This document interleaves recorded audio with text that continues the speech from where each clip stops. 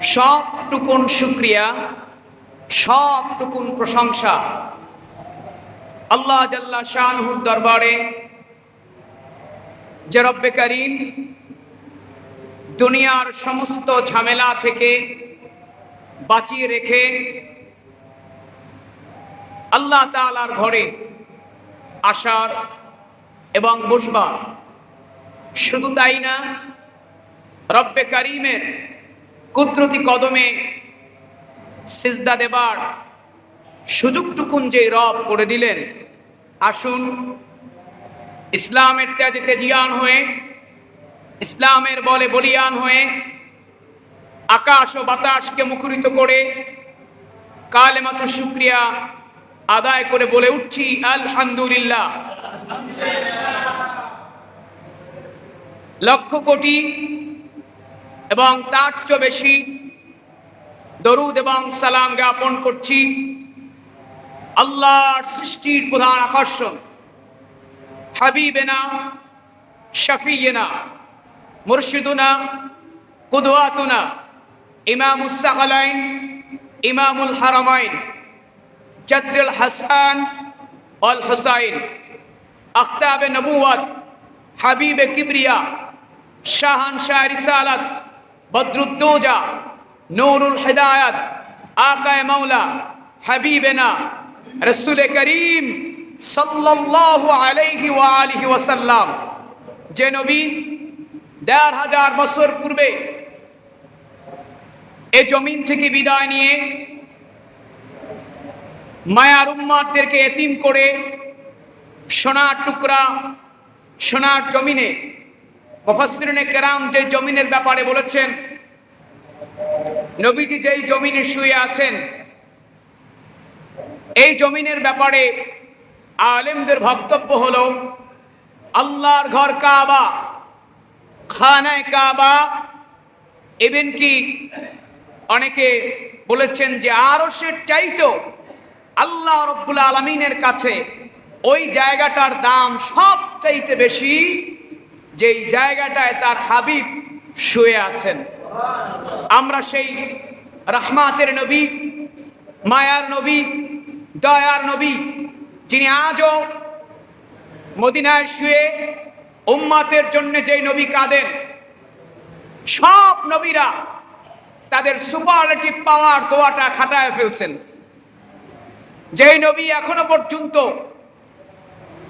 শত অত্যাচার, শত ব্যথা, তার ৬৩ বছরের জিন্দেগিতে হায়াতে কাফেররা এত কষ্ট দেওয়ার পরেও নবীজি তার সুপারলেটিভ দোয়াটা তিনি এখন পর্যন্ত ইউজ করেন না।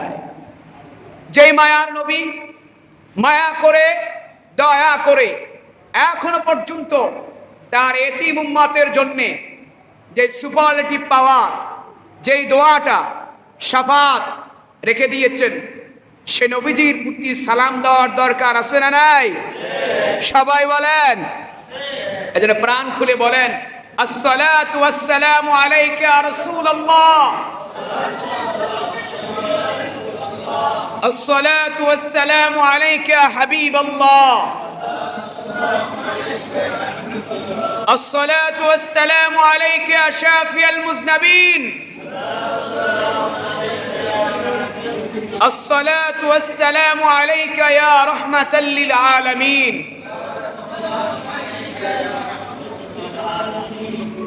প্রিয় সুধী মণ্ডলী, আজকে কথা বলবো নূরে মুহাম্মাদির আবির্ভাব নিয়ে, সৃষ্টির প্রথম নিয়ে কথা বলবো ইনশাআল্লাহ, এবং ধারাবাহিকভাবে রাসূলের জীবনী, নবী করিম সাল্লাল্লাহু আলাইহি ওয়া আলিহি ওয়াসাল্লামের বায়োগ্রাফি নিয়ে আমি আপনাদের সম্মুখে ধারাবাহিকভাবে কথা বলবো ইনশাআল্লাহ। আমাদের সামনে যে মাসটি আসতেছে, আজ সফর মাস শেষের দিকে, দু একদিন পরেই চাঁদ অনুযায়ী সফর মাস শেষ হয়ে যাবে। যে মাসটি আপনার আমার মাঝে আসতেছে রবিউল আউয়াল, জোরে বলেন কি মাস? রবি মানে হচ্ছে বসন্ত, আর আউয়াল মানে হচ্ছে প্রথম, অর্থাৎ প্রথম বসন্ত। এটার ব্যাখ্যা ওলামায়ে কেরাম এভাবে করেছেন যে বসন্তে গাছে ফুল ফোটে। কি ফোটে? সবাই বলেন কি ফোটে? গাছে যেমন করে বসন্তে ফুল ফোটে, আর রবিউল আউয়ালে এই বসন্তে নবীর আশিক, নবীর প্রেমিক, নবীর এতিম, নবীর মায়ার, নবীদের মায়ার উম্মতদের প্রাণে যেমন গাছে ফুল ফোটে, আর মায়ার নবীর মায়ার উম্মতদের মনে নবীর ভালোবাসার ফুল ফোটে। সুবহানাল্লাহ পড়েন। সেই ফুল কি ফুটানো যাবে? সবাই রাজি আছেন? সবাই ইনশাআল্লাহ। এই ফুল ফুটানো মানে হলো এক মাসের সফটওয়্যার আমি ডাউনলোড করে নিলাম, এটা নয়। যে এক মাস আমি মিছিল করে, মিটিং করে, র্যালি করে, জশ্নে জুলুস করে আমি দেখালাম যে আমি নবীর আশিক। ভালো, আলহামদুলিল্লাহ, এটা ভালো, আমরাও করব র্যালি। কিন্তু এর মানে এই নয় যে আপনাকে আর 12টা মাসে নবীর সুন্নতের বাইরে পাওয়া যাবে। ঠিক কিনা বলেন? রবিউল আউয়াল আপনাকে আমাকে যেই সংবাদ দিয়ে যায় সেটা হচ্ছে যে এই রবিউল আউয়াল